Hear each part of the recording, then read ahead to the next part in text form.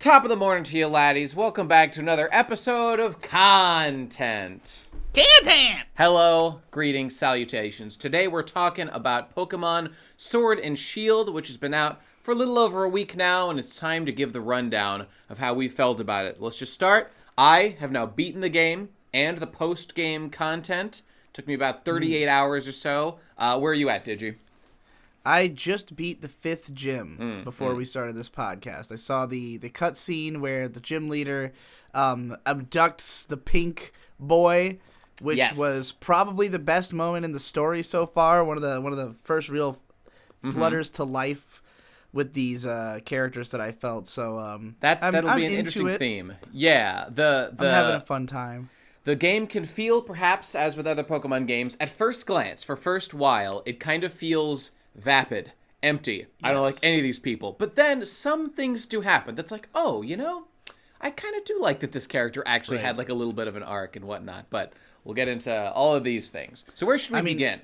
I think where we should begin, because you and I both played Pokemon Sun and Moon. We both covered that game in various places. I think we did a whole PCP episode about it or something. Absolutely, yeah. And I know I did like an hour and a half long video.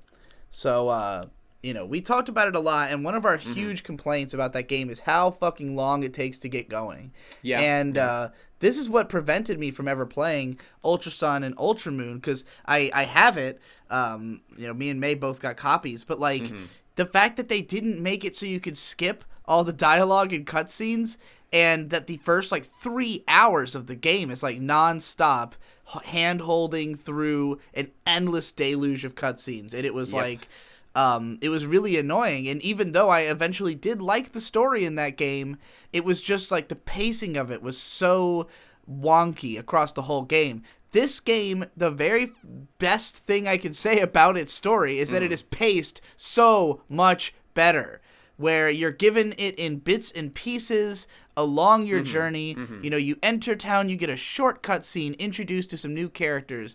You see them, you meet the gym leader before the gym. There's a lot of different strands to the story, so it's not just following, one central character. There's a bunch of people who are relevant in different ways across your journey, and it just feels very natural in a way that's almost more like the TV show, or even would be a good version of the TV show. I think that if they based a season around the structure of this game, it would be really good. I agree. I mean, I kind of agree with that so hard that I would find that utterly redundant, and there's kind of no, just play the game. It's a better experience, I'm sure, than watching the show. I mean, I don't know. Well, the show could give you a lot more time with the characters to, Do we need a lot more time with these characters is the question. Is there much more? I don't know. I mean, Pokemon Sun and Moon is a good show, and, a part of that is getting to spend time with those gym leaders. I see that you only get to meet, for a little bit in the game. In the show, they're, there in every episode, And I assume they would probably do something exactly the same. Some of the gym leaders would become Ash's traveling companions or something. That'd be fine. Well, in this game, you have really a whole flurry of traveling companions, and it's handled the best way out of any of the ones so far. So, I think all the 3D Pokemon games have had this gimmick where you fight... Well, yeah, ever since Black and White, where you have multiple rivals. And, in fucking Black and White 1, you run into your two rivals almost constantly. You're always fighting these guys. They're always involved in the story.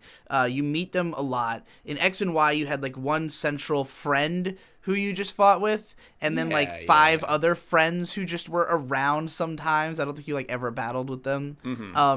But, in this game... rather than have it just be your friends or just some random group of rivals who are all we're best pals, so we have to fight constantly. Instead, everybody is on the trainer track, where it's an event where a bunch of people start doing the gym challenge at once. It's almost like a race. And all of us are trying to beat all the gyms together, and a bunch of people drop out, and there's there's a huge group, and so there's a few memorable people in that group, some of the stronger trainers who have their own complicated relationships to the story, who you fight various times over the course of it, and they're just even regardless of like whether they're actually written as well as rivals from previous games, like, you know, as I don't know if anybody in this game is going to be as memorable as N was in Black and White to people or something, but like nonetheless, this is the best reason for fighting rivals I've ever seen in one of these games, and it made the rival battles way more fun to me that to have like a bunch of them, because like I was interested in the different rivalries and reasons for fighting each of these people, you know, why they were involved in the race, especially like Beatty or whatever, the one who's working for the chairman and is just like kind of an asshole, but then like the chairman disowns him and he's going to go train with the gym leader. I don't even know where that story is going to go at this point, so I assume you do. Yes, I know where all that goes. I mean, I agree with you that the framing device, the biggest framing device like of this whole world is that, as you said, like the Pokemon League in the Galar region, it seems to be that it's like a sports season. It's like because it's not like people just can come in at any time, which is how it seems to work in other Pokemon games.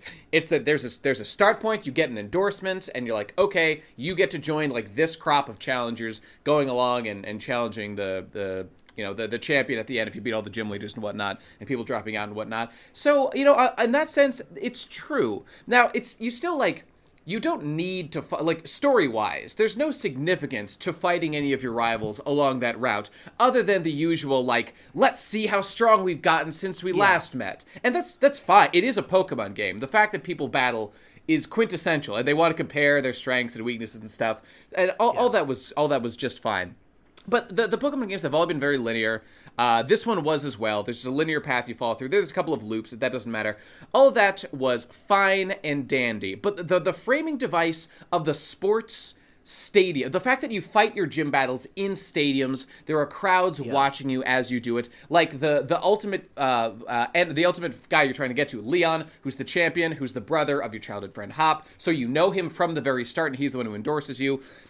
And like his status as like Superman / like global like celebrity of the region at least, I felt like at first I was really skeptical I would appreciate or enjoy that at all, but it really does give you a sense of kind of attachment to the narrative as you're going through. And I have various feelings about that, and we'll get to that. But I mean, this game really has the narrative just going way more than other games, where way more of the NPC dialogue is dedicated to talking about the event that you are all doing. You know, the people in the streets recognize you as a gym challenger. They will say things like, "Oh, you're that strong. You're the one endorsed by Leon. Like, you are a recognizable special figure in this game in a way that you are not in any of the other Pokemons. Nobody ever acknowledges what you've done, you know, except for gym leaders or people relevant to the story. So in this game, people are always talking about the champion. They're always talking about the chairman. Like, this whole gym challenge thing, like, is their culture, essentially. And, you know, that's just like I feel like it's an allegory for soccer in the UK, which, as I understand it, definitely is. There's a lot of soccer iconography in the designs and of both the characters and the Pokemon, to the extent that Score Bunny's final form is a soccer playing Pokemon. And yeah, everything is extremely thick with the Europe theme, or the England theme in particular, I guess. Which, like, these Pokemon games have been more and more specifically themed around like particular countries, but this one was like all out. Like if Alola was, I mean, Alola I guess was already pretty much like that with Hawaii, but hard to get away from that. Like, everything in this game is dedicated to this, like, to the extent that they speak with like English accents. Like, the dialogue is written to mimic. And I mean, some of the characters, like, I mean, this is pretty typical, but like, there are like factions, like known factions. Like, for example, Marnie it's hard to tell in text, but it's clearly stated by several of the characters that Marnie, who's from Spikemouth, like one of these towns off to the side, has like a distinct like dialect that's different from other characters. And when you go there and like you meet the people from there, and like the gym leader are there, apparently they're all supposed to have this dialect, which is clearly playing off like the punk rock scene that like came from England, you know, whatever the fuck that was. And like that that facet of like British culture is represented in like Marnie and her whole crew, with like Team Yell and all those guys being punker boys. And then you've got the North being Scotland and, you know, icy wastes and whatnot. this is also one of the most interesting reasons for the team that you fight along the way, because in this game, it's not some kind of megalomaniacal organization or anything. It's just a bunch of fans of this girl who's like, I guess, a local celebrity of her hometown, musician, who is basically like a baby metal type of like figure. It seems like she's a cute little goth girl, and all her fans are like in, you know, are like hooligans in fucking punk outfits with like face paint on, who just impede other gym challengers because they want her to be the best, and she doesn't endorse their actions. They're just very passionate fans. You know, let's discuss Team Yell quickly, because Team Yell, they play the role of the rival group in this game, as you said. And okay, so looking back through the history of these games, the first couple games you had Team Rocket. That was like a serious criminal organization. They meant business. Like, they fucking kill you. They'll steal your Pokemon. They're bad men. And that's kind of like a real threat when you fight against them. Team Yell, obviously way silly. But even, I mean, my first instinct is to compare it to, in last game we had Team Skull. Team Skull had almost an identical aesthetic of, they're just like the ruffians of society. They themselves, they have a town that's like their fucked up area. It's almost a little bit too much similar. It's kind of like, well, in the case of Team Skull, there was definitely more narrative behind them, of them being like these. They were based on like Yakuza, essentially, like outcast kids who had formed gangs, and like, you know, they were like a little darker of an idea, whereas Team Yell are just like a bunch of wild hooligans. Well, that's the comparison I want to make, because they've been boiled down to the essential element of like, as like, what do they represent in gameplay? An impediment. Like, their only existence in the story is that they want to impede the player. That is what they are here to do. So it's like the most just like the most boiled down form of what one of these teams is, just as straightforward as possible. Well, and on that front, I felt rather let down, frankly, by like their like Team Skull. Ultimately, I thought they were. I like their aesthetic in Sun and Moon and stuff. I thought they were cool. But as you get through, what you learn is like Guzma, their boss. I mean, Guzma is like one of my favorite characters in Pokemon in many years. And coincidentally, Marnie doesn't have an amazing character. I don't know if you agree with me, Digi. Marnie has perhaps the most attractive design of any Pokemon character, period. Basically of all. I am so into everything Marnie is. She is so adorable with her British accent and her fucking pink and black aesthetic. Oh my god. All I can hear in my head so is, into it. Is your fucking Lolly the greatest love of all song? Well, her age is up for debate. But nonetheless. Is it? What is her? She looks like Besides, when did I voice any sexual 13. Desire? I'm talking about how into this character I am on an aesthetic sense. The word you used was attractive.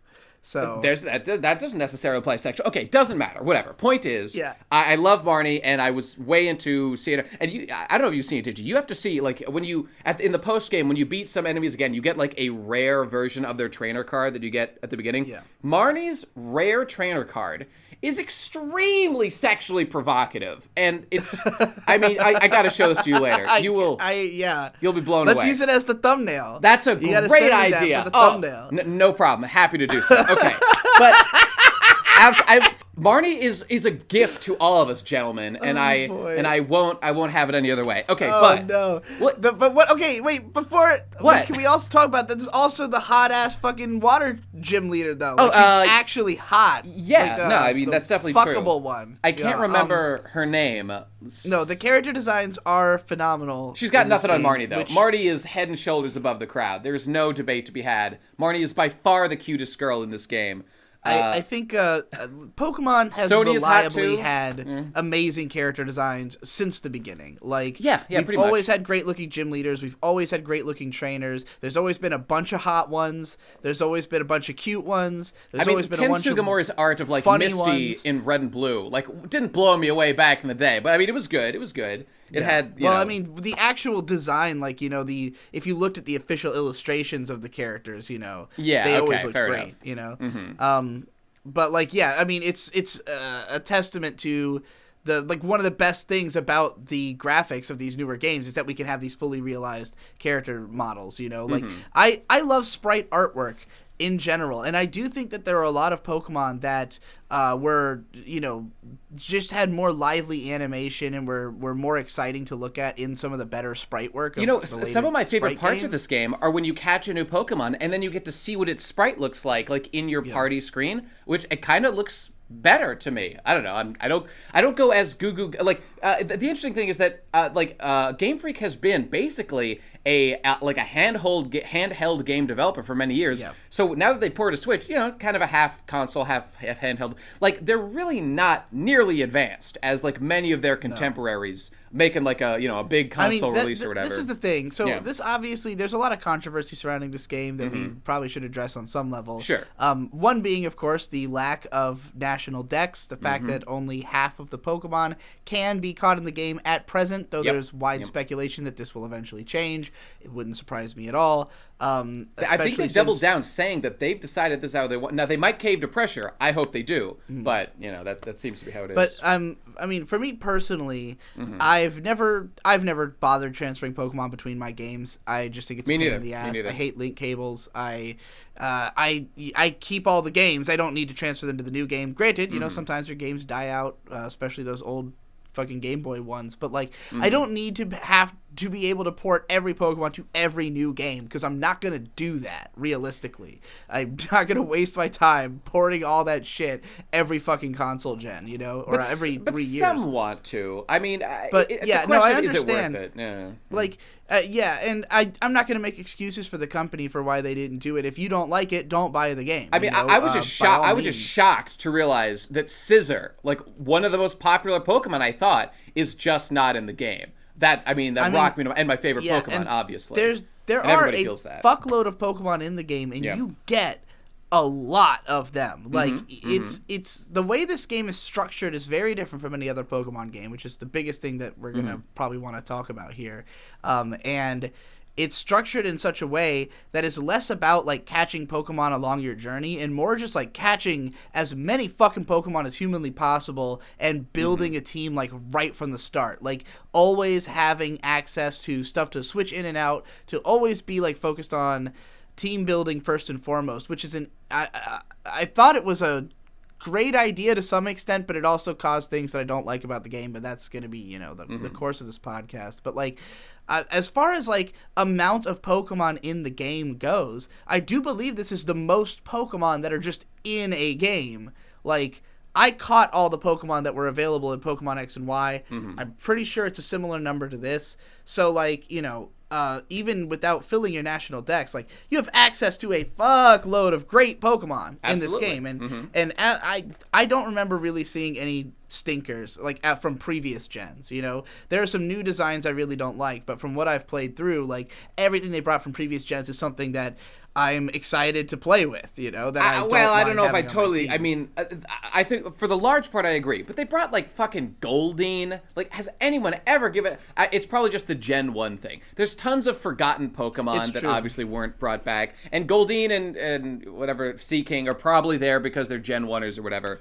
And I don't know, they're not the worst Pokemon ever, I guess. That's annoying. Yeah. I do agree that there's definitely more Gen 1 Pokemon that get priority than other gens. I mean, there are a bunch of stuff brought back in this game with interesting Galarian forms that are, from all the different gens. So I don't feel like any gen is completely unrepresented. There's fuckloads of Pokemon in this game, There is.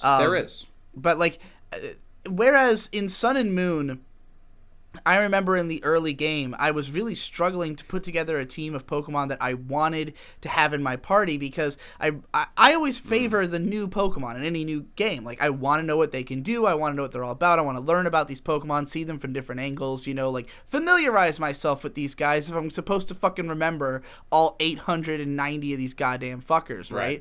So, I want to catch the new guys, and if I'm going to have old ones, I want them to be iconic favorites. I was excited to have a Slowpoke on my team. Had never really used one before, But as the game went on, it was really hard to find a lot of the new Pokemon. They had like set up the catching structure in such a way that new Pokemon would often only spawn if they had been like called for help by other Pokemon. Right. And there was tons of Gen 1 shit, and then just like the choices that they had pulled from previous generations were really boring because it was Pokemon that like you definitely would have used, like Talonflame. Like I already named that back in that game, you know? So when you get to and in X and Y. So, like, when you get to this game, the availability of new Pokemon and old is just massive. It's like right from the start, I was able to build a team of basically whatever I want. I've been playing with only new Pokemon since pretty much the first time that you enter the big central area, the wild of the game. area, as it's called. Yeah. And so where the controversy comes in beyond the Pokedex thing is the graphics. So I want to know what you think about the visuals, the visual presentation of this game overall. The most glaring and, I don't know, like, annoying thing for me, and some people pushed back that this was, like, working as intended. I don't know if I believe that. It seems like this has got to be a technical limitation thing, is that there really is some serious pop-in stuff. Now, you can see that the character models kind of, like, they fade in a relatively attractive way, so they tried to handle this gracefully, but, the wild area is, like, huge. I don't expect them to render every Pokemon on there all at once. But, like, you're walking around in town, and you can see Pokemon very close by, like, don't exist, and you walk 5 feet, then they pop in, and it's super visible, it's super apparent. That was the most criticism I have to say for the visuals. Some people... It's worth noting that this game cost $60, right? It's like a console release. People were hyped for like a big console version of Pokemon, basically. People have wanted it forever. Yeah. I don't know. Maybe it's because I didn't have that same level of expectation. But like I said before, like this is they're like a handheld developer company, Game Freak. I didn't really have crazy expectation for the visuals looking so good. Like those, that meme, like hire this man, about those people who make the super high definition versions of Ocarina of Time or Mario or whatever it is. I had relatively low expectations in terms of visual fidelity, even animations. There's those meme clips going around of like scenes of like the main legendary Pokemon. They're being like, "Hey, Mr. Legendary Pokemon, what's going on?" And he does a walking animation while it is simply rotated like on his axis, as opposed to a more like impressive step visual turnaround sort of thing. So like concessions were made. It's not like beautiful here or there, but in general, I just didn't find myself distracted from, one, just like playing through the game, two, even in the cutscenes, which I thought were fine. They were serviceable for what they were trying to do. Like, at no point was I like annoyed or bothered by it. Some things like the fact that Hop, your main rival guy, has like the exact same hand animations as Hao. I might have noticed that on my own, but people were throwing that around beforehand. It's unfortunate. It does make me feel like they didn't really try on that. Like, this is like the generic kind of excitable motion that tells you things about a character and their personality and stuff. To recycle that, I find is distasteful, at least. Unless it's like laziness or they run out of time. I don't know what it was. So on those levels, there's definitely things to be criticized. But on the whole, playing through... There was very little things that like stopped me in my tracks to make me think like that's terrible. It was the pop-in was the one time I was really annoyed by it. Do you also want to? I mean, we could talk about there's another controversy of just the reused model thing that seems to be Game Freak claimed that they weren't reusing models, and all things being equal, that doesn't seem to be true. It seems fake from what we've seen. Regardless of whether they're reusing them or not, the fact of the matter is that I think that the Pokemon look worse in this game than they did in the 3DS games in context. Because, like, the way that they've done this weird fucking lighting shading effect where everything has this shine on it, like, everything has this weird glossy polish, like it's got like everything's been lacquered or something, which is common to Nintendo's games from both the Wii U and the Switch. They just always like to put this sheen on everything, and I really think it dulls down the aesthetic and makes the colors look just worse. And I don't understand why they do it. I think it's just an attempt to look more modern, like to look more HD. I've heard that it sort of works as a Band-Aid. Yeah, I've heard that because they have lower resolution stuff, it functions as sort of a Band-Aid to make it look fancier, kind of. It could be that's what it is, because the thing is that the DS games, they look low res. Like, on the 3DS, they look, you can see a lot of jagged lines, you know, like it doesn't look as good as a console game would with the same graphical powers that the 3DS has, you know? So you look at it, and I mean, there was also like jank frame rates and stuff in those games, but like the color design, the way the Pokemon looked, I thought fit the aesthetic of Pokemon better. It was poppier. The Pokemon models looked better in the world that they were in. And in this game, you've got a lot of like backgrounds that just have kind of ugly textures, particularly like floor textures a lot of the time. Just feel like they, again, have just like filters put on them as a Band-Aid. And now, like, granted, I would imagine that they were working with a whole new graphics engine on the Switch than they were on the 3DS or something. Like, I imagine that the hardware is different. Some kind of change would have had to be made. The graphics are definitely different looking, so it's definitely a different style. But I would have rather gotten, like, just an HD version of exactly the style that was used in the 3DS games. Because, like, the art design of this game is fine. It's the aesthetic of the graphics. It's the actual way that things look when they've had that shine put on them. Although there are things I have complaints about with the art design in this game as well. I think this game just made so many radical shifts all at once, like massively changing the way that catching Pokemon works, the way that the fields work, the whole aesthetic of the game, changing it to a console like... I have to imagine this was a Rocky production and working on Little Town Hero at the same time. Did you play it mostly docked or handheld, just out of curiosity? Almost exclusively docked. I played almost exclusively handheld, like in my bed. Occasionally I would play it on the TV. I played it with a GameCube controller. That's cool. I'm wondering if this design sense that you're talking about, because I mostly played, like in my bed or whatever with a handheld or whatever, and I felt that like. It felt a lot to me. Visually, I really thought a lot about Mario Odyssey as I was playing it, with this kind of like sheen that's put on everything. And I wonder if it's just kind of designed more. I felt that it looked better kind of in a smaller screen than I think you're exactly right. Yeah, I think this is what... Well, I think that Nintendo probably thinks of the Switch as more of a handheld console, really, because... First of all, Nintendo handhelds have always been the most successful consoles in existence. Second of all, the Switch is so successful because it's part handheld, and they've literally released a cheaper version that is just a handheld. So, like, I mean, if that one were to outsell the main one... I love having the option, by the way. That option is wonderful to do both. Yeah. But, you know, the fact that they're going to have this be their handheld now is like, okay, well, that means we now have a handheld console that is meant to be able to play console games.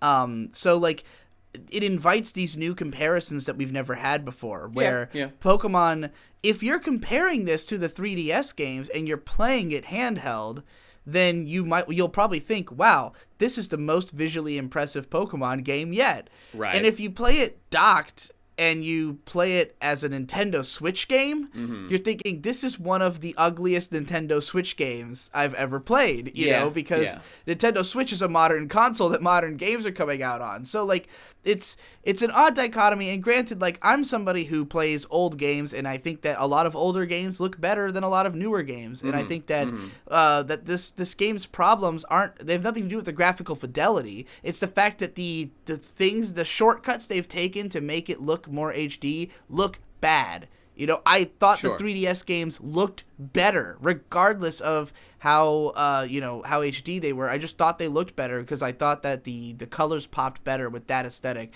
particularly a game like Sun and Moon. You know. But I still thought this game looked better than I expected it to. And like there are flourishes in the the way that routes are structured, the way that there's a much more cinematic presentation with the camera work. I was gonna say one area, like when you walk out of your house at the very beginning and you go around a hill, I feel they've really improved since, I don't know, some of the early 3D ones and Sun and Moon. It's kind of a beauty. It's, again, everything's relatively low poly. Like there's not crazy complicated stuff going on, but just as you walk out of your house, which I've been to a bunch in the game, and you come around a hill and you can see like the town lying in like a misty hill down below and Hop's house off to the right. I was like, this is charming. This is a really beautiful scene right here. And they were able to do things like that relatively consistently in some of the different towns you went to. See, here's the thing, is that there are moments in this game where there's nice little visuals, but like when I really think about it, like, I'm playing this on the Switch, right? This is a console game to some degree. And regardless, the game that I'm going to compare it to is also a handheld game if you play it on the Switch. Final Fantasy VII. Okay. And, like, I'm thinking about the fact that Final Fantasy VII came out in 1997. And I think that game is better. Backgrounds, dude. It's the pre-rendered backgrounds. It's better looking. Yeah. And this game, so in previous Pokemon games, like I really loved the routes in X and Y, and some of the more experimental routes in like Black and White and stuff like that, where there'd be like a desert or some kind of like high concept route that had lots of alternate paths where you could explore a little bit and, find different Pokemon that are unique to that area that are like a certain type. And find a bunch of trainers and items and just have fun. Maybe there's some unique property of this area. Like, there usually weren't a ton of routes that were that interesting in any of these games. Honestly, I think Pokemon's level design has always been pretty fucking lackluster. It kind of feels like they come up with a couple of ideas. And so they have like a couple of neat towns and a couple of neat routes. And then the rest of the game is like very bog standard. It's just always the way it's been.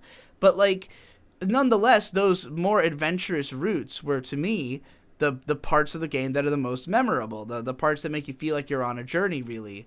And what this game does is it has a more cinematic presentation overall for any time that you're in town or you're on a route or like anything that's fixed camera angles. The camera kind of moves around in a way to, invite you to more interesting vistas, which makes it feel like one of those old RPGs, one of the ones that you move screen by screen and there's fixed camera angles and they move occasionally. And it just made me think, like, there are moments when you see some quaint or good imagery, like, again, leaving your house, like you said. I saw a Dugtrio temple. There's this one town that's like sort of in the forest. Like you go through this mushroom forest and you get to the town, right? And that was like the coolest looking place I've been so far, except that it was literally like 5 minutes long. Like, I plow through this forest. There's no alternate paths. There's no puzzles. There's no, there's no alternate routes. There's no hidden items. You just run right through this forest. You're in a town. All that's in the town is a gym. Beat the gym. Leave the town. Nothing memorable happened here. Is this typical? Is this what we should expect from Pokemon? Or is this particularly bad? Something like that? It's hard to say because, like, so in X and Y, I had criticized the game for the fact that when we switched to 3D, they still were using the same type of level structure as the 2D games. And it's just a fact of the matter that, like, a building in a 2D game can be, like, 3 steps long. And in a 3D game, it looks like a tiny building or a tiny distance being traveled, and it takes more steps to travel that distance. So, like, when you saw these towns that are like 5 houses that you don't even think about in a 2D game, when you see it in 3D, it looks completely ridiculous. It looks like the town is literally fucking 10 feet long. And so, like, the X and Y was really awkward for that reason, even though the routes are the same size and they were actually really different from one another. They were very experimental, very memorable. They had tons of Pokemon to catch. But, the game felt awkward. Sun and Moon fixed that. They opened up the roads. They made everything feel larger and made it take longer to move around, and by separating it into 4 different islands, it helped with the structure of the world a lot.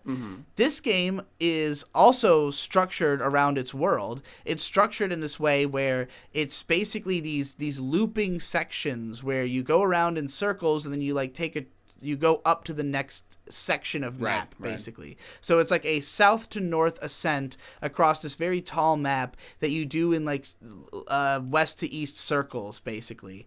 It's very strange. It's like as soon as you see the map, you feel like it's totally different from any other Pokemon game. And the weirdest part of it all is that the whole midsection of the map is just the wild area, which is just a big fucking square in which you can catch Pokemon, essentially.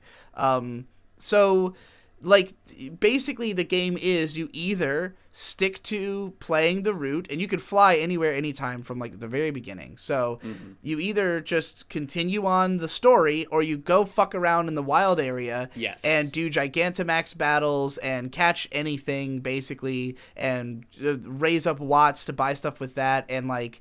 That's like you could basically trade between playing these two different games. And there's like no nuance. It's such a stark contrast between these kind of two games that are stitched together via the wild area and the I don't know, like the normal story or whatever. And like you said, they both feel a bit thin and underdeveloped. I don't know. Like the whole game, like you said, there's towns with like literally nothing to do other than you go talk to people and then beat the gym and then you leave and you move on to the next one. And like that experience is enjoyable. I like doing the gyms, but it's just very like compared to a game like Final Fantasy VII or whatever. And I mean, is this a fair comparison? That game is like 20 years old. It's okay to compare to that game. And it's on the Switch for like $15. That's and this true. is a new game that I paid $50 for. I bought it at Walmart, but to be fair, like the team that made Final Fantasy VII was definitely way bigger than the team that works on the Pokemon games. Yeah. But like the question is, should it be though? Because yes, Game Freak. I mean, I'm not saying that Game Freak as a company would be in their best interest to balloon and try to make more expensive games when they can already make untold fucking fathoms of money making games at this scale. And like ultimately that's why that's the only reason that this is possible, that they could release this game. And like they've always kind of had this buffer of we are on handheld, so it can be a small game, but it's just gonna happen that this small game sells better than anything else. It's genius. It's the way that all fucking of these studios should be running, really, is make stuff within the scope of what you can do and market it appropriately, you know, and Pokemon is the most appropriately marketed thing there is. So this is already the fastest selling Switch game, by the way. It sure is.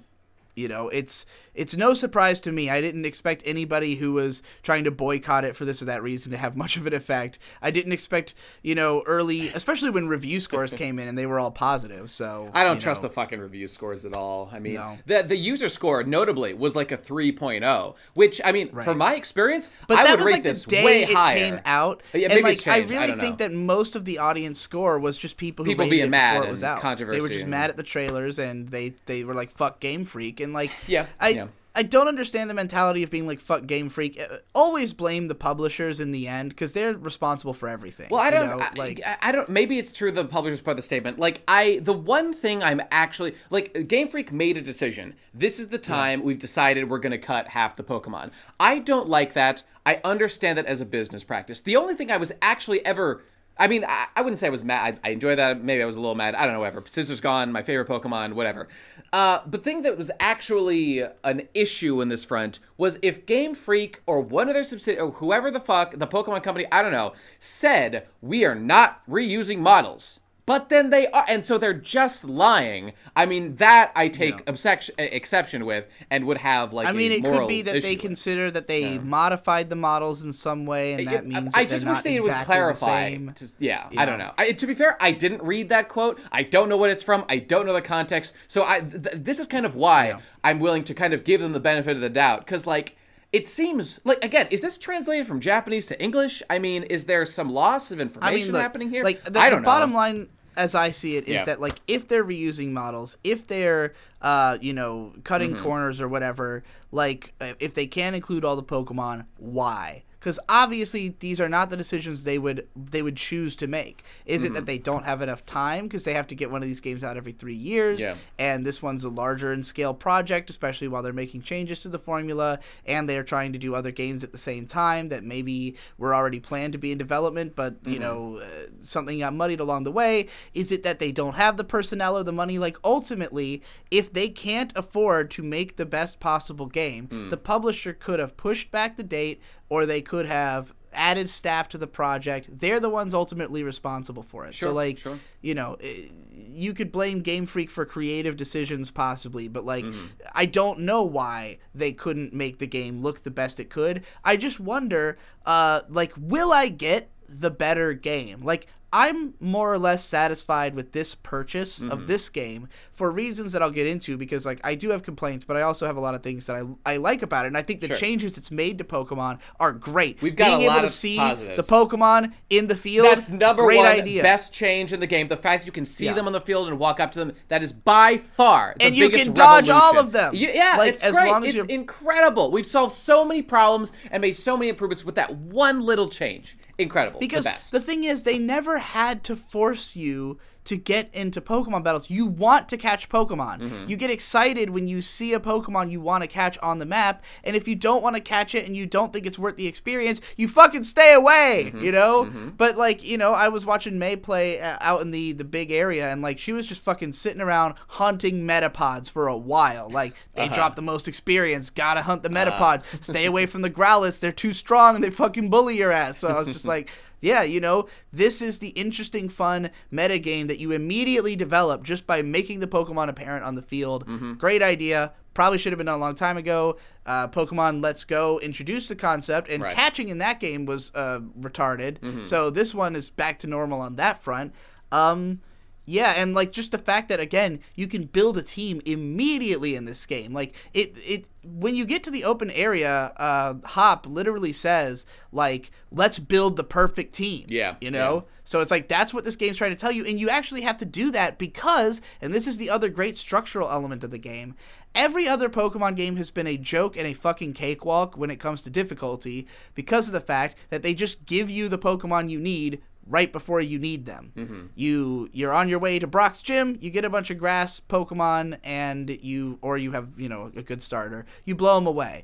On your way to the next gym, you get Pokemon that are going to defeat that gym, you know. This wasn't as actually pronounced in the first game, but in particularly in Black and White, that's like the whole game, is you just get exactly what you need for the gym. But it's always a trick because since that game, they've also had the gym leaders always have some kind of dual type or some kind of Pokemon with a move that, like, is specifically designed to fell the plan. My favorite example of that is complicated. I think it's an X and Y. It's the electric lady with her flying squirrel electric Pokemon. Yes. That's, like, my favorite example God, of that. So annoying. Yeah, the Volt Switch. But it was great. I got stuck on that gym leader the first time I played the game. Me too. Like, fought it 3 times and gave up and never played it again. But but yeah, so recently though I've made it. I just played through Black and White recently, which is why I good keep job talking being about this it, children's video game, Digi. Very proud. I Very feel so impressed. good about myself. Well, the thing is, this game actually had some degree of challenge because like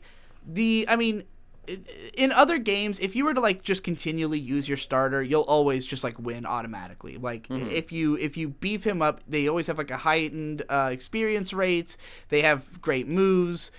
Certain starters are good against, like, all the early gym leaders, so it's just like, if you beef up a starter, these games are always piss easy. But if you actually try to be creative and use multiple Pokemon, then you have to strategize. And in this game, because they provide you with, like, every type of Pokemon right from the start, they also decided to make it so the random trainer battles have all kinds of Pokemon. Gym leaders and their gyms will have, like, you know, lots of dual typing, lots of tricky stuff going on. So, like, you can't just brute force the game with you know, the Pokemon that you happen to get right before the gym, or just, like, with your starting team who, you know, had all these powerful attacks. It's like, no, you really need to have a balanced team from an early point. And the game, like, it's a while before you even get to the first gym. The first gym is, like, level 20. So, you know, you've really spent a lot of time developing an understanding of the game before you get to there. And you've had plenty of time to build a team. So that part of the game I thought was super interesting and, like, a welcome change of the way that these games are structured. I don't know if I'd say is as much of a change. Many of those points were true, but okay, there's just one glaring thing that comes to mind when this discussion is happening, and it's the locked, turned on EXP Share that is on, and it's more generous than it's ever been. And I think that, like, that feature, what that did was it made it so that there were Pokemon in my team that I liked. I was like, oh, I want to use this guy, who I never put into battle for like dozens of hours of gameplay until they were like a fully evolved fucking boy. And it was at that point I'm like, oh, I guess I'll maybe try this guy in battle now. I think it, and I looked in the settings for an option to turn it off. You know, in the other games, you're given an EXP share and you can turn it on or off. Yeah. There wasn't even the choice to turn it off, and that I deeply did not appreciate. That was very bizarre, and like I think I understand why they would have it on by default. Yeah, because it in this game, because of the fact that you're catching so many Pokemon all the time, mm-hmm. it would be really difficult to be constantly like grinding stuff up to level to match your party. So like I think EXP share is for the most part a great idea, an important thing to have in a game. Nothing wrong with having it out there all the time. Mm-hmm. But yeah, there was a moment that I was just playing through the fairy gym. Mm-hmm. And I'm just destroying the entire gym with my elephant guy. Yeah. And in my party is a Carcoal, the cart full of charcoal. Stupidest fucking design. It's not in the an world. impressive design. And that thing, like in the middle of the battle, evolves into its final form, and it's like, well, that was the most anticlimactic evolution I've ever seen. He did nothing in this battle. Time? Yeah, that too. I mean, that too. I had been using it, before this, but it just had no place in this gym, so it was just like a really odd moment to see a Pokemon reach its final evolution, and like, it'd be nice if you could turn on EXP share for when you're grinding, off for when you want only specific Pokemon, and granted, whoever gets the kill still gets a stat bonus, so yeah, that's true. Like, it's extremely generous. I would say it's probably a good idea to have it on all the time, but there's no reason they couldn't have let you turn it off. I mean, I was looking for more challenge out of this game. I was looking for more ability to get invested. And I feel that this game, we've turned a corner in a big way. And the Pokemon series has decided we want to, whether the player necessarily wants it or not, we're steering more into player convenience and lifestyle improvements versus some of the old ways, like the fact that if you wanted to grind up a Pokemon, you do the classic thing. You make it the first member of your team, you throw them out there, first turn, you switch it out with your actual fighter, and that's how you get experience. Like, this is your alternative to having the EXP share. We've all done that since the dawn of time. I mean, I think what we have now is too generous. My ideal would be you are given an item at the beginning of the game that is an EXP share, which works like the other games, where you give it to a Pokemon to hold, and then they will gain like half the experience of every fight. To me, that's plenty generous. It means, though, that you don't have to take like a super weak Pokemon, put it the first part of your party, and like waste countless first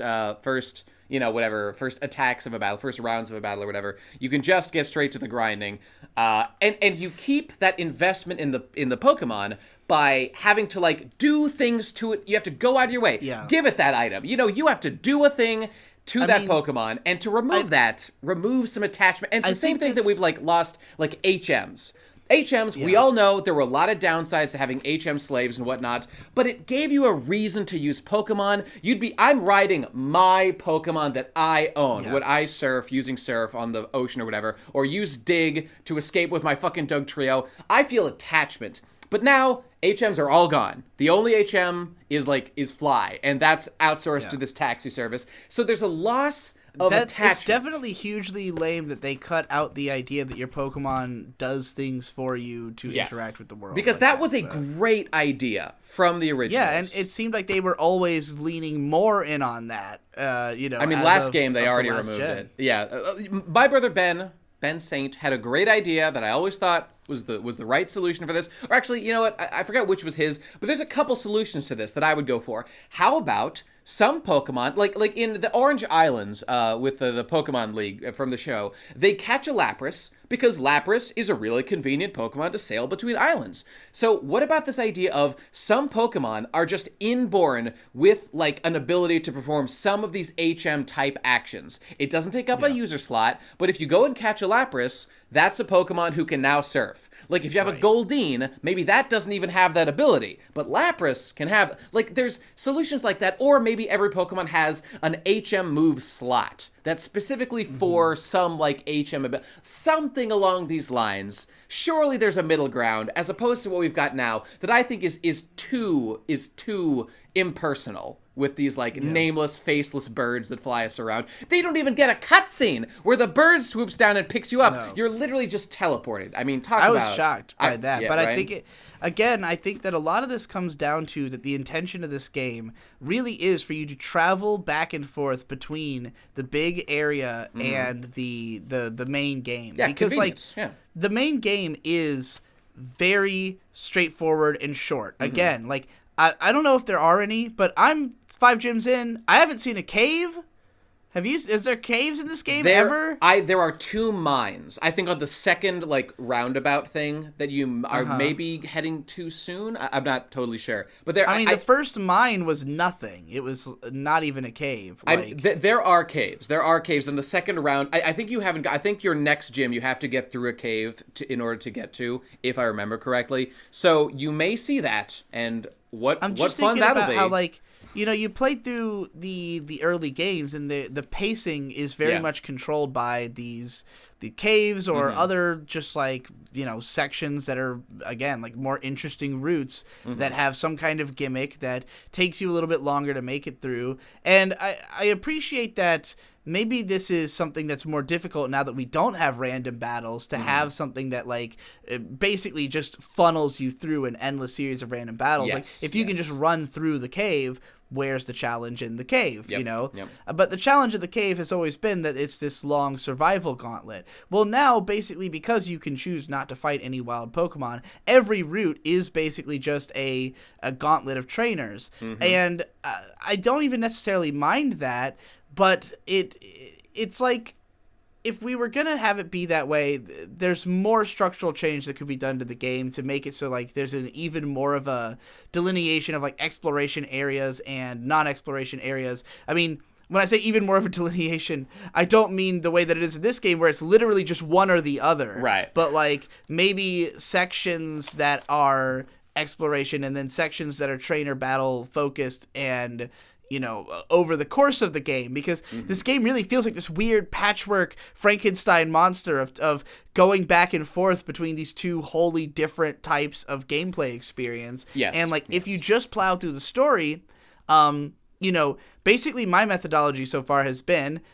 figure out what I'm going to need for the next gym, make sure I have it in my team, and then just go there and destroy them and try to keep my Pokemon. Like, I've been basically under-leveled for every battle. That's how I tend to play these, because I want to do, like, the minimal amount of effort so that it is a challenge, basically. Like, when I go to the gym, I often have gym battles where I end with, like, 1 Pokemon with 3 HP, you know? Because I went in with a full party of, like, under-leveled guys, and I didn't necessarily have every possible type matchup or whatever. Like, I just want to use what I want to use, and, you know, not have to spend a bunch of time min-maxing and grinding. So, like, for me, the game is sufficiently challenging, and it's fun to do the battles, because at this point, with all the new type matchups, like, they really tried to fill in a lot of gaps in type matchups in this game, I think. Like, a lot of the new types, especially the, like, Galarian forms, are these very interesting, weird type matchups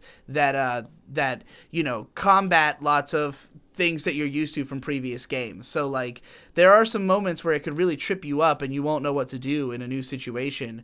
Or, like, trying to factor in the whole Gigantamax system, which I actually think is a somewhat interesting tactical addition to the matches, where you can only do it once per match, and it basically makes your Pokemon super strong for 3 turns. But, like, you really got to pick the right 3 turns to use it, you know? So, like, I thought the combat was the most thoughtful it has been in a Pokemon game yet. It's the most complex, there's the most going on, but the combat is the only, like, real draw. It's like you basically go to the open area to get the right Pokemon, to get all their min-maxing, all their stats correct, and then you go battle in the main game. And it's not so difficult that it's going to be like a super meaningful challenge, but like I imagine maybe the post-game or whatever, if there's any kind of endless battling system, might be more exciting. Is there anything like that? The battle tower does exist in the game, and I mean the way that works is the way it's always worked, where you bring in a certain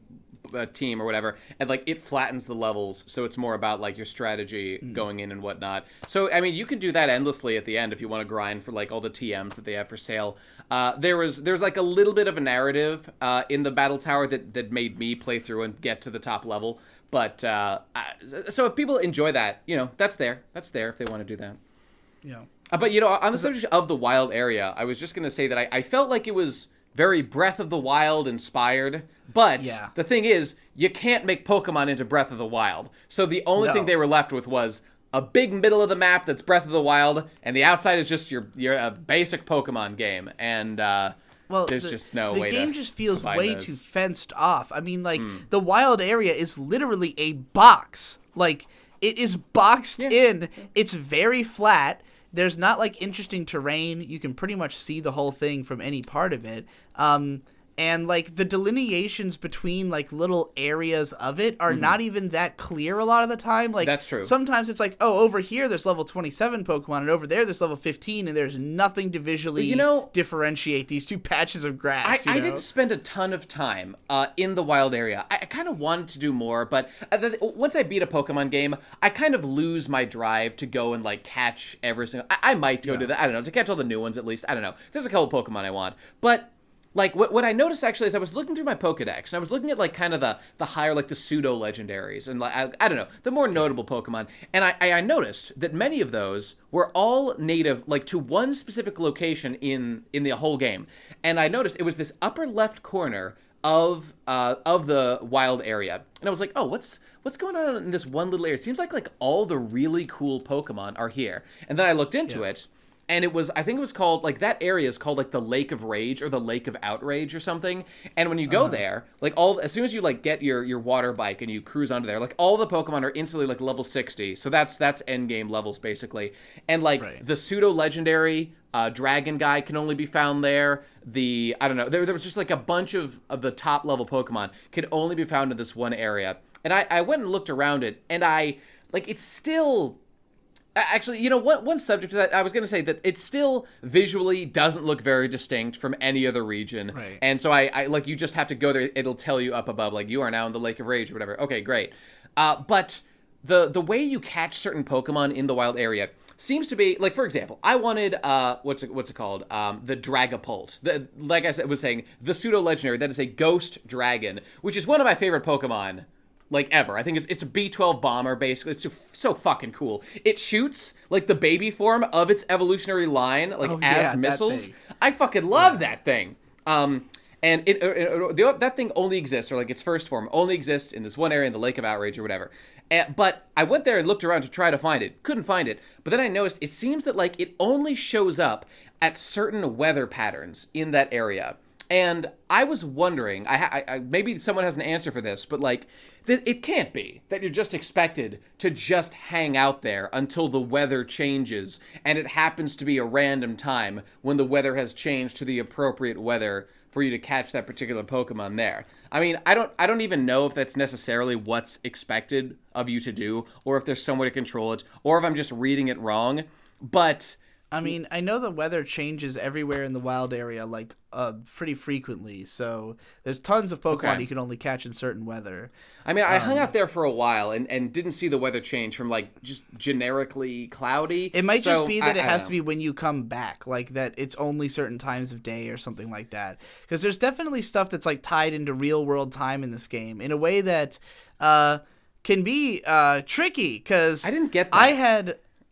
so did you ever do any of the Pokemon jobs? I did like 2. I did like 2 ever, and then just forgot about it. So there's this weird job system, which I appreciate because, again, like I said, I think a big part of this game, they were trying to make it so you would switch Pokemon in and out of your party. And plus, the great thing about that is you can use Pokemon that are in your box. So, oh my god, they actually have a purpose. They're not just doing nothing. Incredible. Well, way to go. And this is something I've wanted forever. Mm-hmm. You can now access the box anywhere. Anytime, baby. Anytime. You just switch shit what in and revolution. Out. Don't have to go to the fucking Pokemon Center. And even if you're at the fucking, this is the I can hear the hallelujahs from on high. Yeah. That you could do the same thing at the daycare. It just opens up your box in your party, move shit around, put it wherever you want it. This is like the bane of anyone who's ever tried to catch all the Pokemon's existence is fucking with the daycare and having to constantly just deposit, now withdraw, that it's in front of us, fucking it up a bunch of times. Now that I have it this way, it feels barbaric to have ever had the old system for this long. Like, Jesus Christ. This is all I've ever wanted for this purpose. And, like, yeah, you will way more often switch Pokemon in and out of your box. Because anytime you catch something interesting, you want to try it out, you just give it a spin. It's not a pain in the ass. Yep. You don't really think of your party as that separate from your box anymore. And moreover, if Pokemon are just going to be sitting in the box for a while, you can be like, all right, well, I know I don't need this Pokemon for the next gym. I'm going to send it on a job.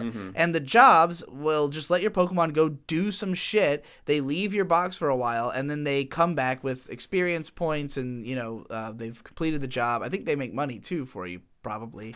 But the funny thing is, going into the fairy gym, or no, it was the ghost gym. I think I lost the first time on the ghost gym. So you played Shield as opposed to Sword, which I played. Oh, are there different gym leaders in the two of the gym leaders, you have a ghost gym leader, I have a fighting gym leader instead, and they're version specific.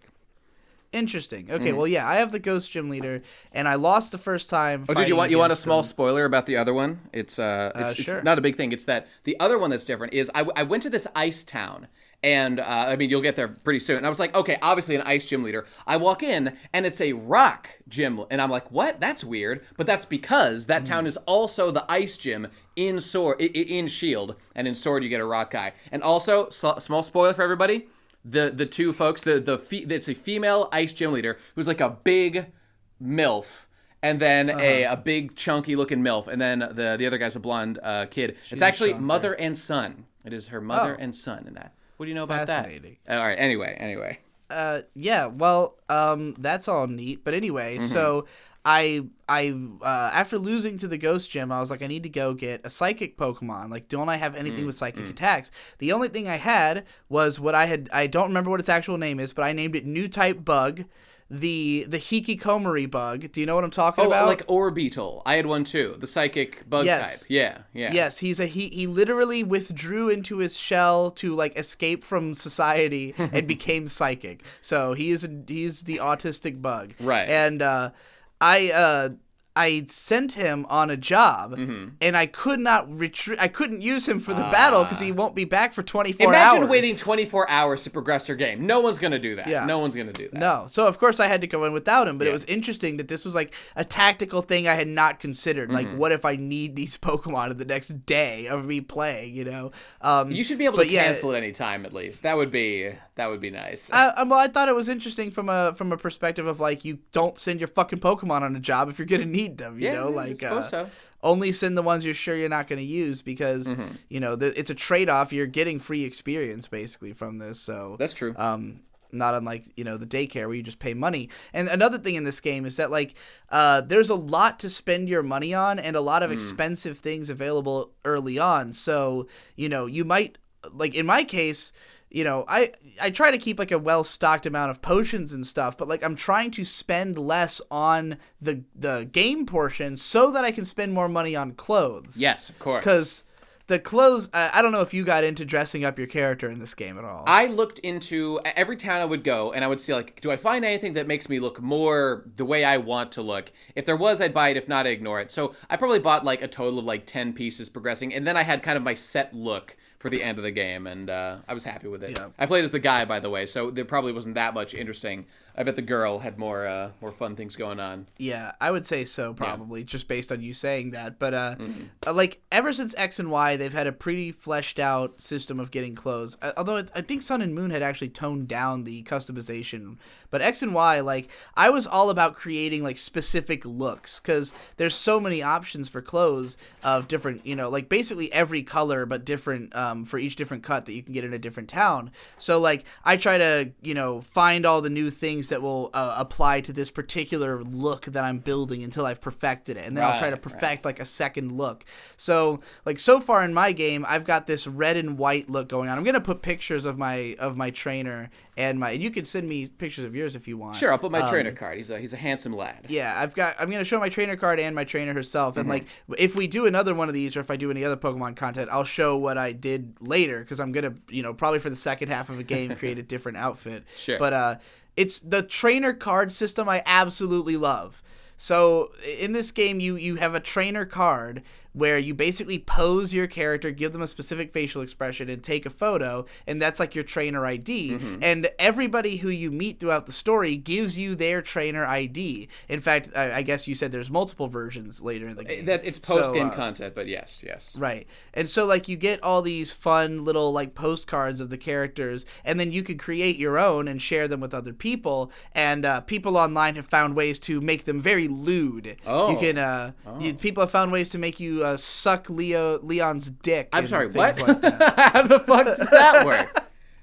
You just position your character in a way where their head is right on his crotch, and it looks like you're sucking his dick. Okay. Yeah, I've seen some hilarious shit. I'll have to check it out. Yeah, I'm a fan of the trainer IDs, and I like them. I really enjoyed posing my guy for a picture. It was fun. I just like that they are like it's a way to kind of reward you for customizing yourself in that you have something to show for it. Like you can literally show off your customized character. But and you get it in game too, and it's really endearing to get the different postcards of each person you've met. So yeah, like those are elements of the game that I like, but like the while I'm playing through the storyline, I just feel like the sense of adventure that I come to expect from a Pokemon game is really not here. There's almost in none. the same way. There's almost like none. There's not a bunch of caves. There's not any like the areas are visually interesting to some degree, but they're just so small. And like a lot of the towns, they really went for the scale of the buildings, where it's like there's just like huge buildings, huge houses, but the towns are small. Like the actual explorable area. There's 2 gigantic towns that make for like places you return to in the game, but they're just like they're made of brick, and they're kind of ugly. They're just very tall, very like geometrical. They're not like exciting places. That was really what made me compare it to like Final Fantasy the most. Like I'm just thinking about the start of Final Fantasy IX and how much I love the town that you explore as Vivi at the start of that game. You're right. And like how endeared I am to that place, and how like as the game continues, you go to these even greater, even bigger, more exciting towns. You get to the place with all the flying machines, and it's this incredibly multi-layered city where you can go to all these different areas, meet tons and tons of people, play all these mini games, and like Pokemon has these metagame elements and stuff, but like ultimately this campaign is really short. You can do all the noteworthy stuff really fast. Like if you're gonna get into the post game and you're really into just like catching Pokemon, experimenting with teams, playing around with the movesets, really playing with the combat long term, it's a fun game. But like it might be more fun ultimately when it gets to be online. And even then, the fact it kind of makes it even worse that half the Pokemon are missing, because you really want to experiment with all these toys at your disposal. So I hope they add the rest of them in eventually, because I think this was the game that needed them almost, especially if there wasn't going to be a huge, exciting adventure. And like, granted, also the story, like, they keep it on the down low for at least the early part. Like by this point that I'm at, I figured it would. I figured there has to be some kind of epic fates involved and stuff like that. But from at least it's not like looming in the background the whole time. You've got like kind of a story that you're actually involved with on a more personal level that is the main driving force of your adventure. It's about you trying to complete the gym challenge alongside all these other rivals who are doing something similar to you, and the greater plot emerging as it goes on is paced really well. Granted, it also at this point in the game has very little gravity and doesn't feel like much of anything, but I'll be interested to see how it maybe picks up. Do you think that the story was ultimately as good as previous games? Like I thought Sun and Moon's story was actually pretty engaging, It became relatively engaging with the whole Team Aether, whatever, and like how they were manipulating Team Skull all along or whatever with Lucamine's relationship with Guzma or whatever. And I mean, it depends what you mean. I felt endeared to most of the characters we met once I beat the full game. And especially in the post game, you meet up with the gym leaders and you do a little bit extra stuff. That was nice. I appreciate that. You get a little bit more attached to all of them. I mean, by the time that I completed like the full story, I felt like Hop, I did not like him at first, was bored by him, found him uninteresting. He had an arc, and I liked it, and I thought it was good and satisfying. Like Sonya has her own little arc, whatever. She was fine. Didn't really care about her. Beatty's arc was surprisingly endearing. Marnie's arc was cute, relatively endearing as well. Involved like her brother and stuff in Spikemuth. And Leon as well. I mean, Leon just constantly being like the goal, like the untouchable, undefeated god champion to fight against, and ultimately fight against at the end. But like all that I got attached to. Everything else about like the actual like plot of like Dynamaxing and like the power that's involved in it that Galar is using, and Chairman Rose, and like what's going on with his, like, Chairman Rose was like the basically the vehicle for it's funny, they say like every business, like every single thing in Galar of worth like was made by one guy, Chairman Rose. Whereas like if you think back to like Red and Blue or whatever, like sure, Silphco has like a president, but like there's multiple guys who are like important in like things that happen in this game. Like, forget all that. That was a waste of time. You got Chairman Rose and his secretary. Like, everything is done through them, and everything else is just Leon. Like, these are the only two characters that matter to the story. I really get the feeling with this game that what they did first was they figured out what mechanics they wanted to introduce, and then they built the world around those mechanics, and then they built the story around that world. And I think that was clever in as much as making everything feel very connected. Like, you always feel like you're participating in the story. You always feel like what you're doing is relevant to the central thesis of what's happening, even when you're just kind of stopping off in towns, which was not the way it felt in other games, where it would be this kind of mishmash of fighting team whatever and also stopping some kind of conspiracy and eventually saving the world or something. I don't know. Isn't that exactly what we've got here? Like, the gym challenge is totally disconnected from the whole like mythical dogs, sword and shield, Dynamaxing. Well, yeah, I guess so, in the sense, like, I'm just thinking of it in the way that both of them are, like, integral to the culture of this place. It's like the whole story about the hero, like, is tied in some kind of more cultural way to the way that trainers act here. But I don't know. I guess you're right to an extent. I just felt like it was interesting that the world felt like it had been developed around, like, this is how we're going to structure the game, so this is what the world's going to be, and like everything in the world feeds into that,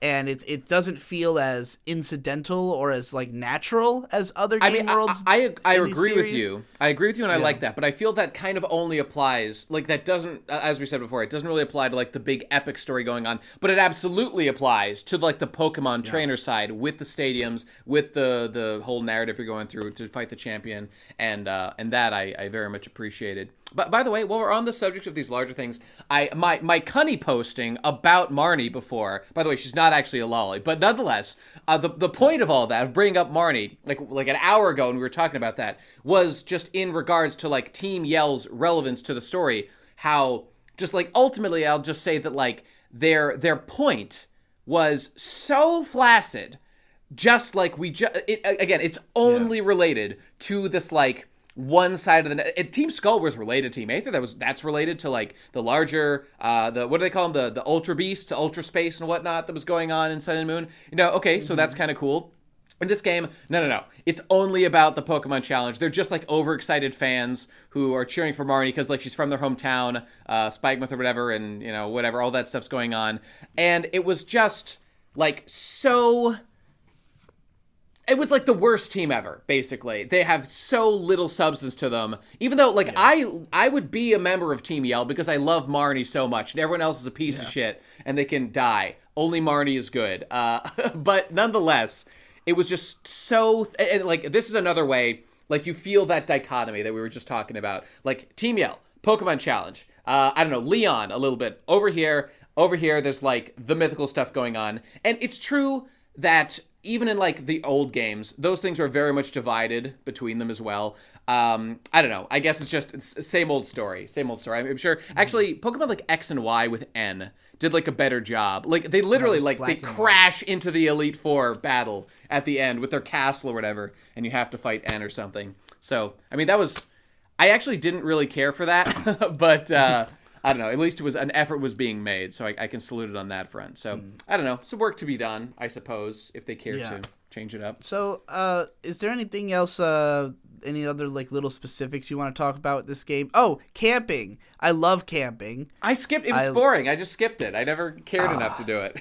I thought it was a super, like, not only is it a fun way to just, like, get to interact with your Pokemon and other people's Pokemon, there's one part of this one route where I entered a tent and there were 3 other trainers there, and we all made a giant pot of food together, and that's fucking, nice. and all the Pokemon loved it, and everybody was healed, and it was great. But, okay, that's kind of nice. That's I just enjoy the cooking mechanic. I like the idea that you can heal your Pokemon when you're out in the wild by doing that. I used a lot of fucking items on my Pokemon instead of camping, just because I was like, I don't want to camp. Bam, bam, I'll just use a million potions, then I can move on. I don't care. It's burning through all my money.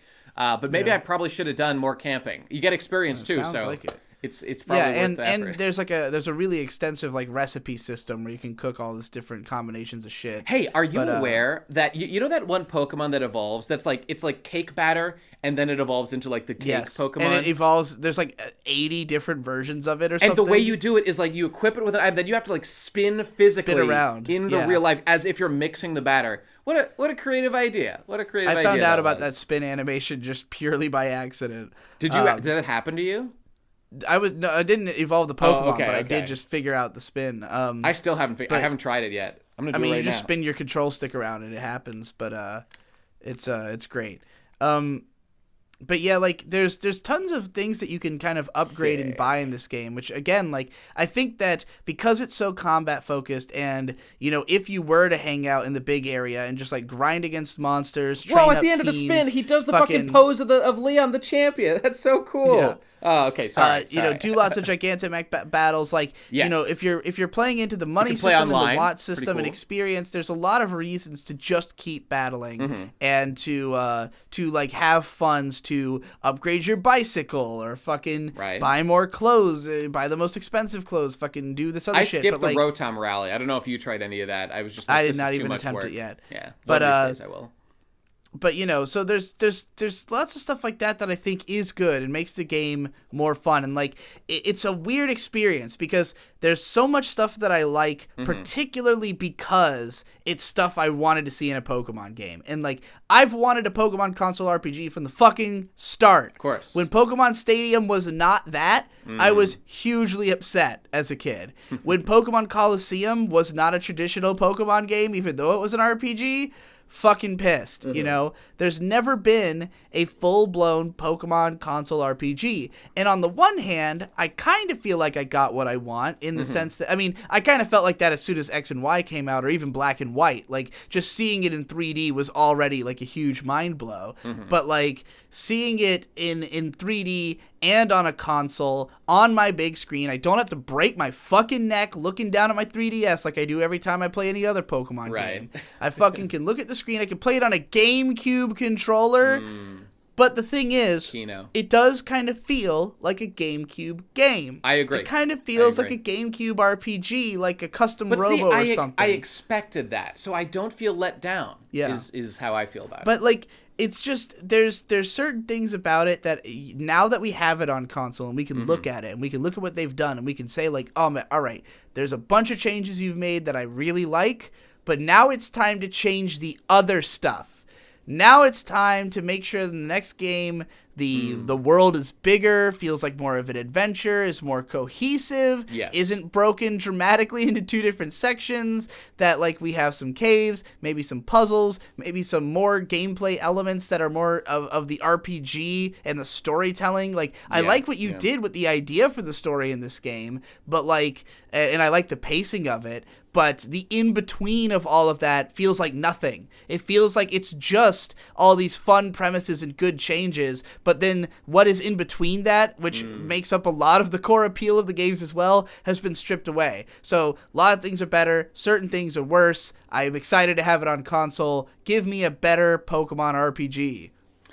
Hopefully they can do that. Yeah, I don't know how many other games Game Freak has made. I haven't studied their catalog beyond Pokemon. But like they've made plenty of solid. They made Drill Dozer. Oh yeah, my sister played that game. I think I played a little. It was nice. It was nice. Okay, well that's good. I'm just wondering like how realistic it is to hope for the kind of changes that I think you and I would both like from a game like this. I don't know. I am not sure. I am not sure. At a certain point, I wonder if it makes more sense for the Pokemon Company or whatever it is that's like the level above Game Freak themselves to just like be like, we have heard public demand.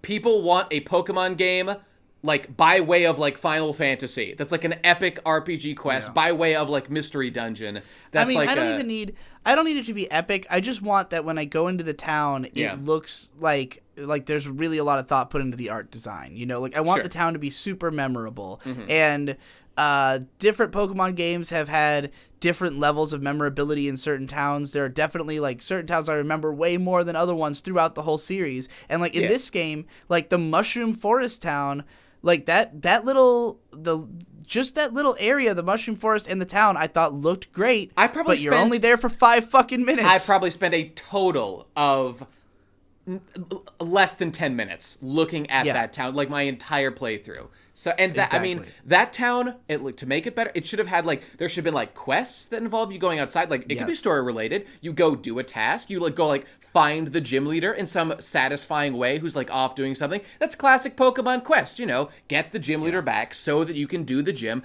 Build it up a little bit for the epic, like, coom of getting to fight the gym leader. And, I mean, you know, there's mechanisms like that. I gotta tell you, there's a game called Crosscode that I played late last year that I really loved. That is a 16-bit action RPG that was just made by indie developers. That's massively like long and full-bodied story. And like the way that the game is structured is kind of similar to this in that there's like a track through the world that like that everybody is kind of trying to do this same thing. And so, you know, you also have that building narrative as you go place to place and you run into the same people and you continue a narrative with them. But that game has, I mean, first of all, way richer story, way more interesting characters. It's a serious RPG, way more depth of just like small things you can do, crazy min-maxing, tons and tons of missions everywhere you go. And like the way that the world is laid out is uber dense, where each screen just has so much stuff that can be done on it just because of the way that it has this like this interesting platforming system.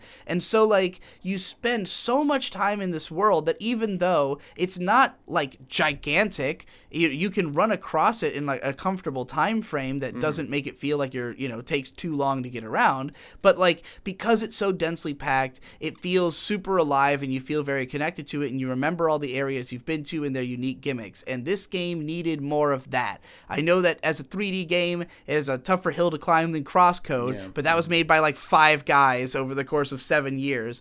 Pokemon has at least a team with 3 years to do it. Make a better world. But please do understand, please. Yeah. We can all hope. Yeah. Well, I guess that's pretty much it then. Yeah. I've got 1 or 2 small points to make, which is I was going to say this before, just in our discussion about like, or my point I was making about how I don't know. Connectedness to the world has been a little bit sacrificed for convenience, which I understand. And like, but I'm sure many people loved this. I kind of did as well. The fact that in the Pokemon Center, you know, the Pokemart was already located in there in previous games. Yeah. The fact that you can access your box from anywhere, great. But now also the fact that you've got like the move tutor, deleter, relearner. That's right there. It doesn't cost any heart scales or any shit like that. Like, holy fuck. Talk about like quality of life upgrades. He can also change the nicknames of the Pokemon as well. That's right. That's right. The name. It's like they've always had this stuff in some town in the game, and it's always been like you have to remember what town it's at. For each Pokemon, and I mean, if this is like, especially again in a game that seems to be incentivizing you to like change out Pokemon frequently, like being able to change their moves on the go is very important. So like, I mean, also in this game, they actually made it so TMs, or once again, some of them are expendable now. There's like expendable and non-expendable ones. You know what? I like that distinction because I mean, the way that I found it was, if I remember correctly, there's TMs. Those are still the permanent ones. They're the yellow Pokeballs you find in the field. They're great. They're permanent. Whatever. But the TRs, which I don't know what TR stands for. Technical runtime use. I don't know. like I got them all from like Gigantamax battles. I think that's where they all came from. Like for one example, when I was grinding in the field, I caught a Riolu, which I used as my Lucario for like the rest of the game. And I that Pokemon, he's a meme, he's a furry piece of shit, but he's too good to not use. So I used him for like the whole fucking game. And like when I was fighting that battle, you get the God. What? The Scorbunny's final form is gonna be shipped with fucking Lucario. I can see it. I'm sure that's true. I can already see the artwork in my mind. Scorbunny will melt Lucario's steely heart. You know, these things write themselves. The ship fix. But like I got the TR for Aura Sphere, which is like Lucario's signature move. It's like the whatever special attack fighting type move. And so like I remember getting that from that. And I assume that's how all the TRs you get throughout the game, because I had a huge collection of them by the end of the game. And I know some of them you can farm like out in the wild area, I think. But nonetheless, I appreciate this system, because getting a TM now feels like a huge accomplishment. I know till the end of time I've got this move locked up. I don't need to worry about removing it.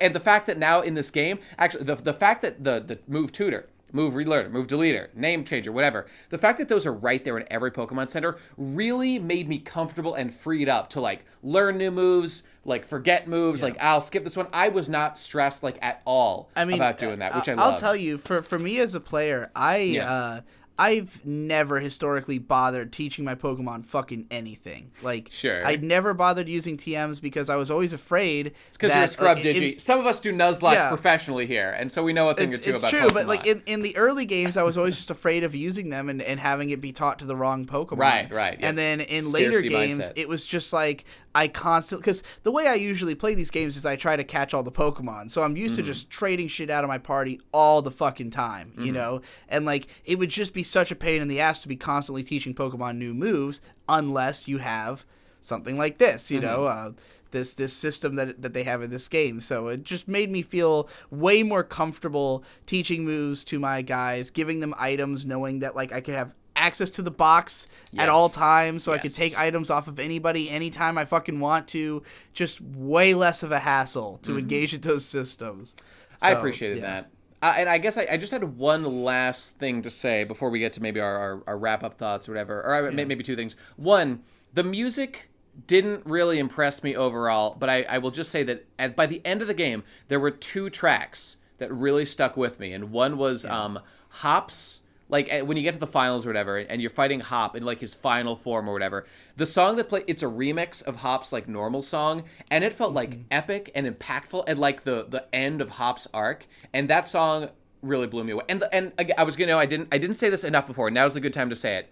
Like, one of the reasons I love this so much is because like people have been memeing a lot now that like compared to in old Pokemon games, you fight one-on-one against a gym leader, like alone in a room, and it's like you're just like being an incel, like alone in a room with a gym leader. You know, nobody gives a shit that you got your fucking badge. Fuck off. Go kill yourself, shitty Pokemon boy. The rest of us are doing real things. But in this game, if you got the crowd, people cheering for you, all that stuff, and the fact that in the songs, in the soundtrack, the cheers and the roars of the crowd are part of the music that's playing, it does so much to enhance like the emotion and the like the climactic feeling of those moments. And listening back to it, it just sucks me right in. It's like Hop's battles, like all the gym, like all the like gym leader battles, like and all the epic ones that have a crowd that have that effect, I really loved. I expected not to like it, but I did love it. And then finally, the champion theme at the final fight against Leon after all this shit, that song really fucking hits me. And the main reason why, it starts like it's really epic. It's more like, it's less intimidating, kind of scary even, than like other champion themes. It's more triumphant sounding, but like it feels totally appropriate for that battle. And again, it's got the crowd roaring and cheering, and it feels so amazing. And when I realized that what that song is, I knew it sounded familiar. I looked it up. It's a remix of the Hall of Fame song, the da da da da da da da da da da da da da, when you're putting your Pokemon into the Hall of Fame. And it's just like such a perfect remix. That was like my favorite song in the whole game. So I guess those two songs were great, but really what I'm trying to say is that like I really felt a positive feeling from the way that they structured like these matches as big events that everybody loves. So they did a great job of combining all these elements to make this arc satisfying as like a sports event for the main narrative of the whole playthrough. And I frankly like it way more than the old Pokemon games where you're just alone in a room. I think it's better. I thought the stadiums were a great addition. I do wish that there were like different stadiums for each gym, they're all like the same. maybe more identifiers, and like also the interior of the gyms. I appreciated the like weird mini games, but they all take place in these like otherworldly spaces, like a Super Monkey Ball game. Yes. It's no longer like a building. That's weird. Yeah, but, there's that, and there's also the fact that like in a lot of the when you go into a battle, like the specific battle arenas you're in when you're fighting against other Pokemon are very abstract and very non-specific. Which again, it felt like a concession because like we don't want to fucking make a million areas. We'll just make them as simple as possible. Geometric floor and some glowy stuff. This is all the stuff that they got to fix in the next game, though. Agreed. Give us more personality. My fucking distinct gym battle areas. But yeah, I'm glad you brought up the music. I didn't even think about it, but the music in this game is like ridiculously bombastic at all times. It's similar to Ruby and Sapphire in that way, that like everything is like firing on all cylinders, tons of instruments, over the top. Like, I usually have it just kind of on quietly while I'm listening to podcasts, but it's like, there's moments where it's just like overwhelming even at a quiet volume, like how much energy there is in the music. Because this game gets you maybe a little over the top. I mean, but it's the theme of the game. It's a sports event. People go fucking nuts at like a football game in London, mate. Funnily enough, the actual gym battles have a comparably more like restrained kind of song because they're all electronic, and I love the way it sounds. I do think it sounds like very appropriate for a gym battle. But like when you're just like running around town, it's like this epic symphonic crazy shit.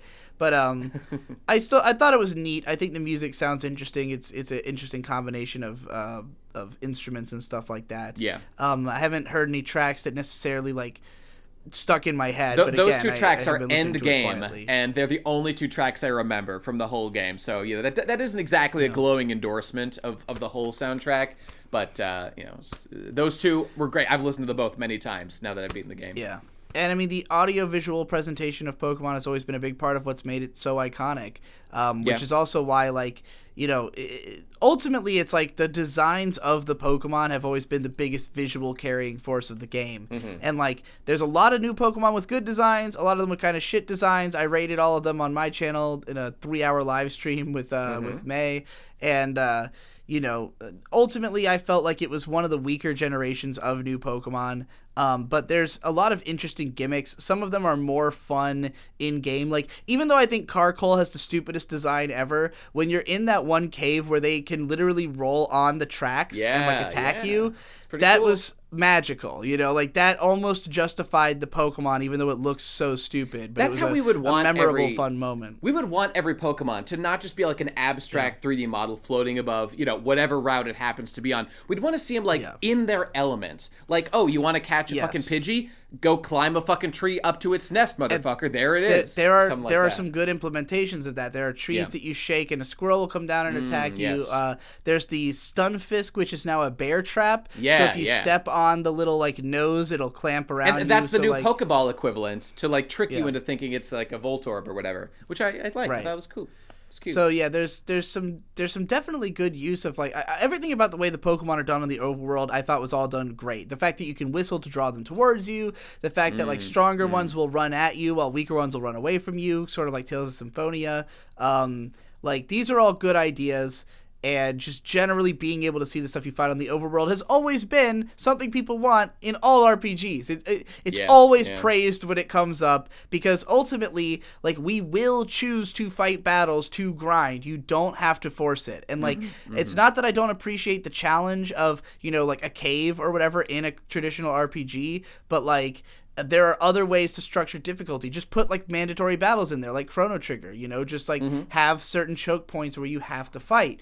But and this game has that, particularly with trainers, But but I do think they could have done more to, like, maybe have, as you're going through a route, have some kind of event where a Pokemon attacks. If you go into a certain bush, then like this Pokemon jumps down or something, little things like that would have made the routes way more memorable. Just any little thing they could have done to make it not feel like you just blast through each road and defeat all the trainers in 5 seconds. This is one of the ways that the game feels fairly abstract, that there's no like context sensitive things. I played a bunch of games recently that do that really well, but like this game, like not at all, like not even. Putting trainers is like the most effort they're willing to put in to make these things like complex or whatever. Although, you know what, there's some little touches. I'll just say that like Chairman Rose's his secretary, this is a small detail, but it's like she's like the hot secretary archetype, Olena or whatever her name is, and like her Pokemon, when you finally fight her or whatever, they're like, it's like 3 hot chick Pokemon,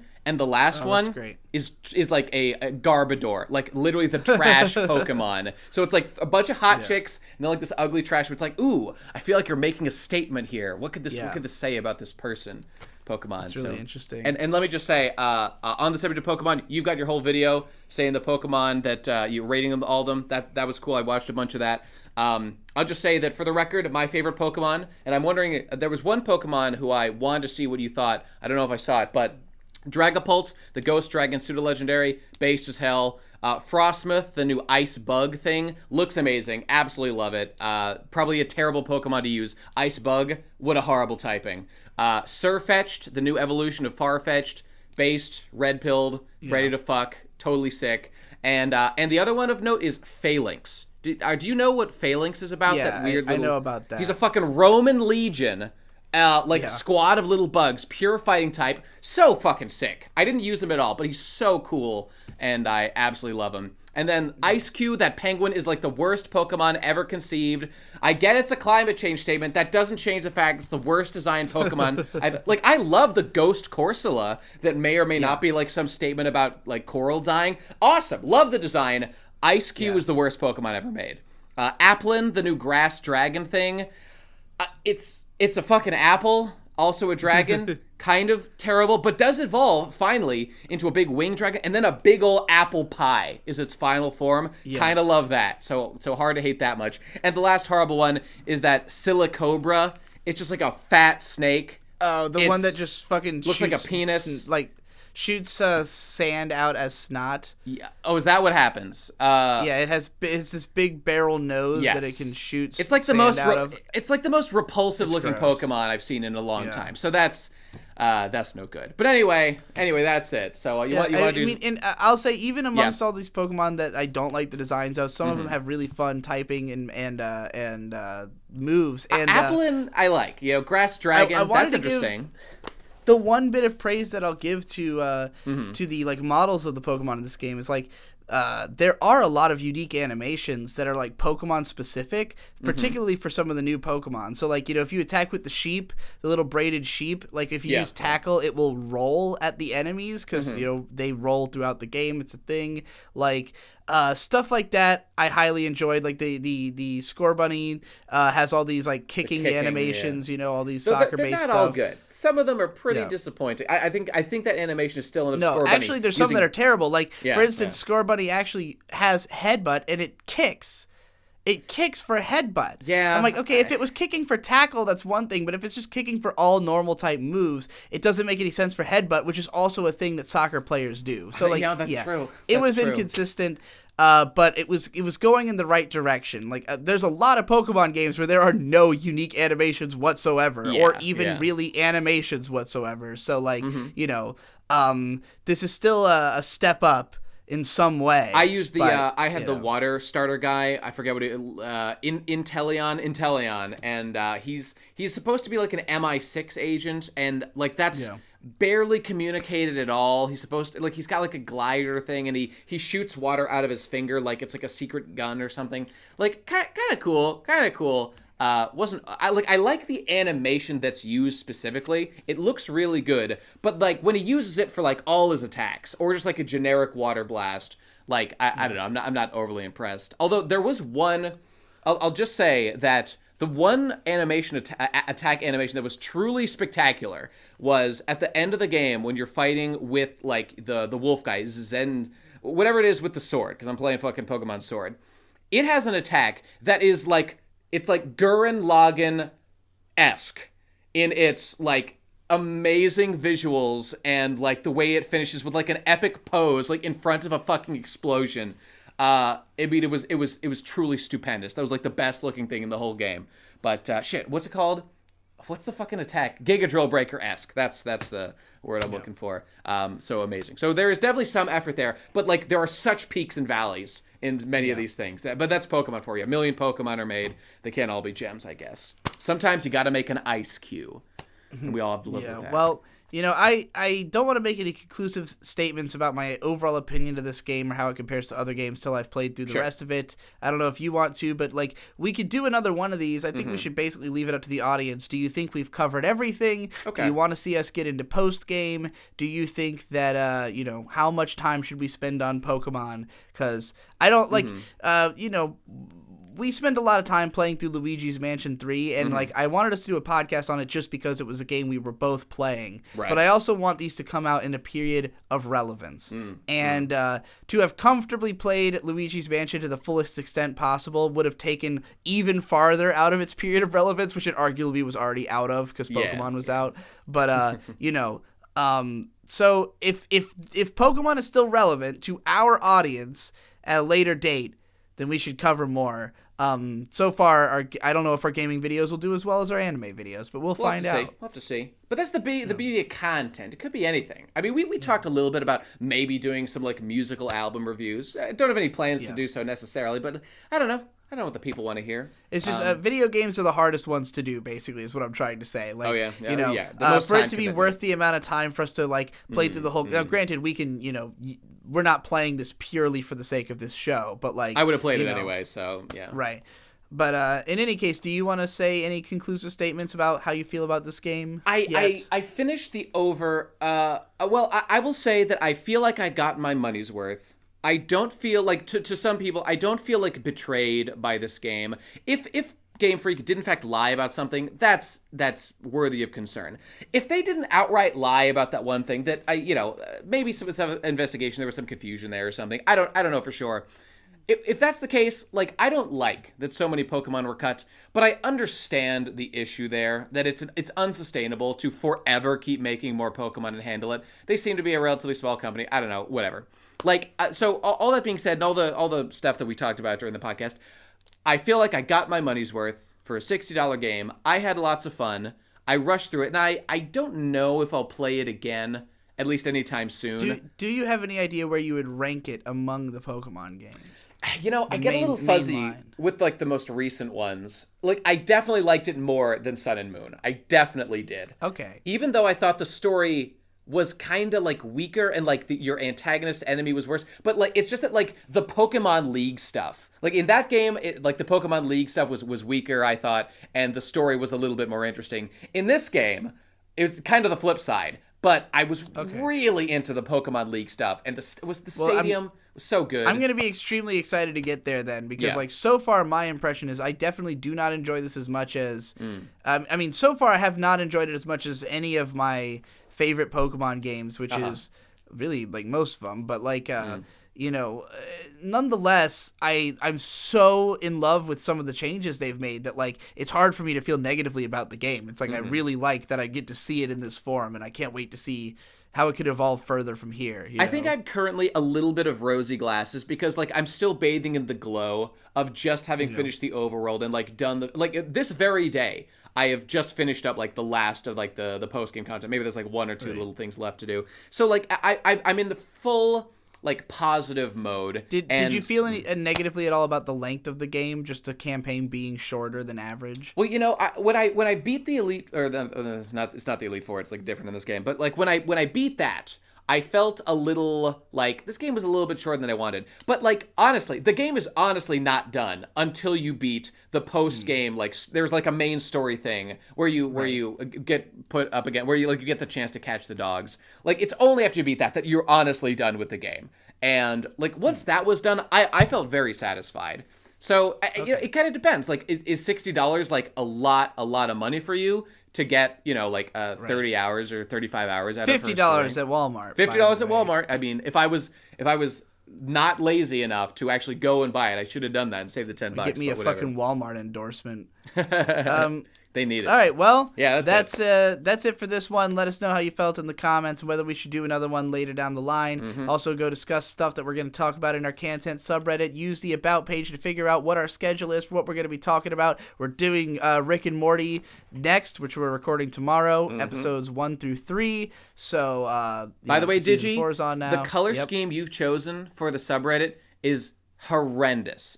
I can't read anything. The bright green, something's gotta change. Send me your name so I can make you a mod. And you okay, can fix all right, it. But, all right, sounds good. But anyway, I just tried to make it look like the logo. I see. But yeah, so some compromises are in order. And again, because nobody actually did on the last video, let us know what you think about us potentially opening a Patreon. I already have 2 bonus videos that I could release if we started one. So. Oh my goodness. That sounds amazing. What a deal. Do it, exactly. People. Let us know. So, be honest. Be clear. All right, that's it. Bye. All right, yeah, that sounds good. Bye.